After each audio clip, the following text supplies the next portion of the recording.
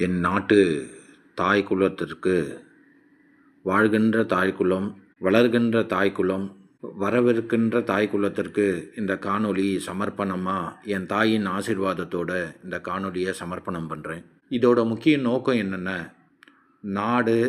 நாட்டின் மண்வளம் வந்து ஒரு தாயோட நான் காரணம் என்ன அப்படின்னா, இந்த தாய் மண் வந்து நல்லா இருந்தால் மட்டும்தான் இந்த விதைக்கே வந்து ஒரு வீரியம் கிடைக்கும். நான் சொன்னது புரிஞ்சிட்டு இருப்பீங்கன்னு நினைக்கிறேன்.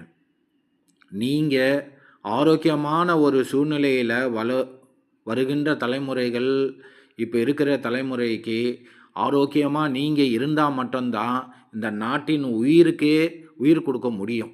நீங்கள் உணவு முறை, உடை, கலாச்சாரம், இந்த நாட்டின் முன்னேற்றத்துக்கு உங்களோட பங்களிப்பு முக்கியத்துவம் வாய்ந்ததாக இருக்குன்றத ஒவ்வொரு பெண்மணியும் தெய்வம் நீங்கள் தான். இந்த குல விருத்தியை ஏற்படுத்தக்கூடிய தகுதி இந்த குல தெய்வத்துக்கு உங்கள் தெய்வமாக வச்சு கும்பிடக்கூடிய ஒரு நிலையில், ஒரு தகுதி நிலையில் நீங்கள் இருக்கீங்க. தெய்வ கூர்ந்து இதை நீங்கள் கருத்தில் எடுத்துக்கணும். இதுதான் உண்மை ரகசியம். இயற்கையும் இறை சக்தியும் உங்களுக்கு உண்டான தகுதி, அந்த ஒரு மதிப்பு மரியாதையை உயர்ந்த நிலையில் வச்சுருக்கு. நீங்கள் இந்த மண்ணின் வளம், அதாவது உங்களோட உடல்நிலையை நீங்கள் சரியான முறையில் வைத்திருந்தால் மட்டும்தான் வருங்கால சன்னதிகள் வந்து ஆரோக்கியமான ஒரு நிலையை இருக்கக்கூடிய வாய்ப்புகள் கிடைக்கும். அதுதான் உண்மையான சொத்து. நீங்கள் குழந்தைங்களுக்கு அவங்க ஆரோக்கியம்தான் சொத்து.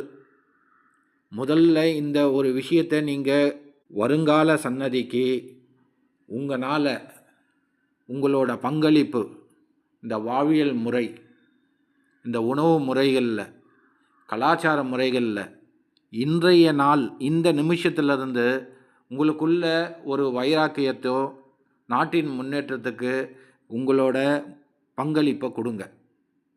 நான் ஏன் இந்த விஷயத்தை சொல்கிறேன்னா, வருங்கால சன்னதிகள் நல்லா இருக்கணும், ஆரோக்கியமாக இருக்கணும்னா அது வந்து அவங்கக்கிட்ட இருக்குது, இவங்கக்கிட்ட இருக்குன்ற ஒரு கருத்துக்கு நீங்கள் போகாதீங்க.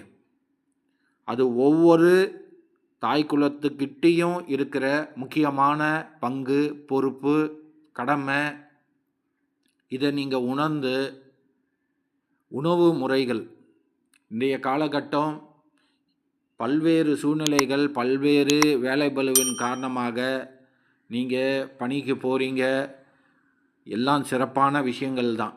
ஆனால் உங்கள் குழந்தைக்கு நீங்கள் நல்லது ஆரோக்கியமாக இருக்கணும், இல்லை இந்த என் குழந்தைக்கு ஒரு திடமான வாழ்க்கையை கொடுக்கணும், நல்ல எண்ணங்களை கொடுக்கணும், நல்ல சிந்தனைகளை கொடுக்கணும், அறுசுவையான உணவுன்னு சொல்லியிருக்காங்க பெரியவங்கள்லாம். அது வந்து கர்மாவோட தொடர்புடையது. ஒவ்வொரு இயற்கையும் கர்மாவும் நம்ம வாழ்வியல் முறையை தீர்மானம் பண்ணியிருக்கு. நம்ம சாப்பிட்ற உணவு முறை தான் இந்த உடலில் இருக்கிற அனைத்து ஹார்மோன்ஸ், மற்ற பாகங்கள் அனைத்தையும் தீர்மானிக்கக்கூடியது அது மட்டும்தான். அந்த உணவு முறையே தவறுதலாக இருந்தது அப்படின்னா அப்போ எண்ணங்கள் எப்படி வரும்? ஒழுங்கற்ற முறையில் இருந்ததுன்னா வருங்கால சன்னதி வாழ்க்கை எல்லாமே கேள்விக்குறியாகிடும். இந்த காணொளி எவ்வளோ விஷயங்கள் ஒவ்வொருத்தருக்கு பல்வேறு காலகட்ட, பல்வேறு சூழ்நிலையில், பல்வேறு நேரங்களில், பல்வேறு கர்மா நிலைகளில் இருந்து இந்த காணொலியை கேட்கலாம். ஆனால் நீங்கள் மற்ற விஷயங்கள் எல்லாத்தையும் ஓரமாக வச்சுட்டு இந்த காணொலியை ஒரு நாட்டின் அடிப்படையான ஒரு நமக்குன்னு ஒரு பொதுநல பண்பு, பொதுநல குணம், பொதுநல எண்ணம், பொதுநல நம்மளோட பங்களிப்பு அப்படின்னு அந்த ஒரு கோணத்தில், அந்த ஒரு நோக்கத்தில் இந்த காணொலியை உங்களுக்கு சமர்ப்பணம் பண்ணியிருக்கேன். இந்த காணொலியின் நோக்கம் வந்து தனிப்பட்ட ஒரு கருத்தையோ தனிப்பட்ட ஒரு விஷயத்தை வச்சு பார்க்காதீங்க. நான் ஏன் இந்த விஷயத்தை இன்னைக்கு காலகட்டத்தில் நம்ம வந்து சரியான ஒரு நடைமுறைக்கு எடுத்துகிட்டு வரல அப்படின்னா, வருங்கால சன்னதிகள் எப்படி ஒரு ஒழுக்கம், ஒரு நியாயம், ஒரு ஆரோக்கியமான வாழ்க்கை வாழக்கூடிய ஒரு நிலை ஏற்படக்கூடிய வாய்ப்புகள் கிடைக்கும். தயவு கூர்ந்து நான் வேண்டி கேட்டுக்கிறது என்னன்னா, இந்த உடை, கலாச்சாரம் அடுத்தது. உங்களுக்கே தெரியும். இன்னைக்கு கலாச்சாரமும், நடைமுறை வாழ்க்கையில எப்படி வந்து சீர்குலைய அந்நிய நாட்டு பல்வேறு காரணங்கள் இருக்கலாம். நான் அதுக்குள்ள போக விரும்பல. என் நாட்டு மக்கள், என் அறிவு செல்வங்கள், என் தாய் குலம் வந்து நல்லா இருக்கணும். அறிவு என் மண்ணு, தாய் மண்ணு வந்து நல்லா இருக்கணும்னு நெனைக்கிறேன். என் தாய் மண்ணு வந்து வளமா இருக்கணும்னு நெனைக்கிறேன்.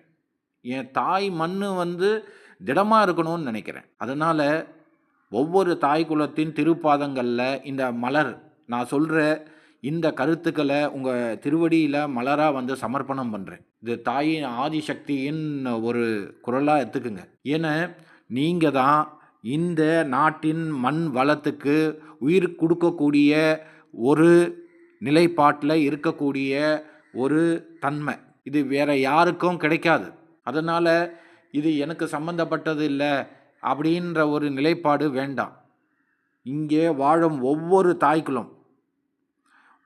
தாய் குலத்துக்கும் இந்த காணொளி சமர்ப்பணம் பண்ணியிருக்கேன். எவ்வளவோ விஷயங்கள் இருக்கட்டுங்க நாட்ல, பல்வேறு விஷயங்கள். அதுக்கு வேண்டாம். தன் கடமையும், இந்த நாட்டுக்கு பங்களிப்பும் நீங்க குடுக்கணுன்றது தான் எங்களோட தாழ்மையான வேண்டுகோள். நாம் எல்லாரும் ஒண்ணா இணைஞ்சு, இந்த நாட்டுக்கு நல்லது, தன் பங்களிப்ப குடுத்தா மட்டும் தான் வருங்கால சன்னதிகள், அதாவது வருங்கால தாய்க்குலம்னா எல்லா அறிவு செல்வங்க. அவங்களெல்லாம் வந்து திடமா, வளமா இருந்தா தான், அவங்களோட எதிர்கால சன்னதிக்கு வளமான ஒரு அறிவு செல்வங்கள குடுக்கக்கூடிய வாய்ப்புகள் கிடைக்கும்.